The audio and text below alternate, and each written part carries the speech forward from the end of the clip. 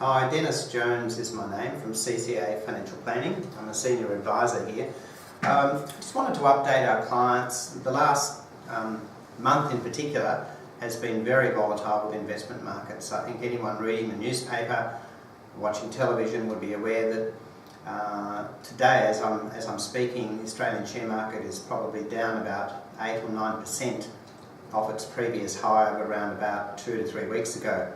So we're almost in correction territory, which is a technical correction, is a 10% drop in market values. So, and obviously the US market is down a bit as well, and European markets have also been suffering. So a lot of volatility in investment markets at the moment.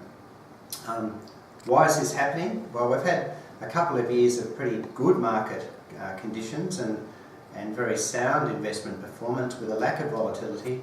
And one thing we know from history is that markets go up, markets go down, and following a period of strong returns, invariably we have volatility.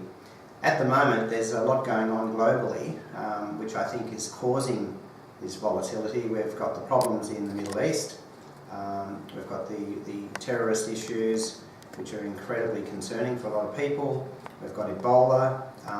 Financially, we've got the problem with Europe in particular right now, where European growth is very flat, and they need to do something to stimulate their economy, perhaps the same way that America has done with what we call quantitative easing or printing of money, and Japan has done more recently.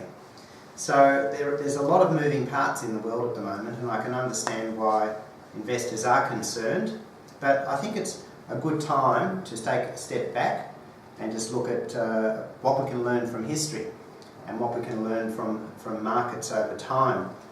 What I have on the screen here, which hopefully Vikram can focus on, is the history of investment markets over the last 30 years. Now, this material is produced by Vanguard, and basically what it does, it shows the value of $10,000 invested 30 years ago. So 1984 all the way through to 2004. Now the top line shows 10,000 invested in Australian shares.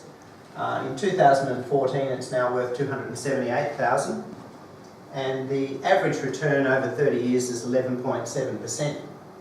It's Australian shares. That's actually the top long-term performance has come from Australian shares. The second one is international shares, 152,000, 9.5%. So that's 10,000 invested across a whole portfolio of global shares 30 years ago. US shares, American shares, 241,000. The US market came second to Australia, 11.2% average return. Obviously some years it's been 50% or 60% positive, other years it's been 20 or 30 or 40% negative, but this is the average. The results also show Australian bonds, 9.7%, listed property, and cash even produced 7.8% per annum over that time frame. So what does this chart show us? It illustrates quite clearly that investing for the long term, if indeed you have a long-term horizon, it's smart to diversify your money across a portfolio, not just of Australian investments, but global investments as well. Indeed, Australia represents less than 2% of the global market. Less than 2%. So 98% of investment opportunities are outside of Australia. So at the moment, if you invest in cash, you're probably only getting in Australia 3.5% return if you're lucky. In America or Europe, if you put money into cash in the bank, you're getting virtually zero. So I think what this does show is that for a client with a long-term investment horizon, it's important to diversify, to have some money in what we would call a growth bucket, which is shares, maybe some property, and some money in a safe bucket, which is cash and fixed interest.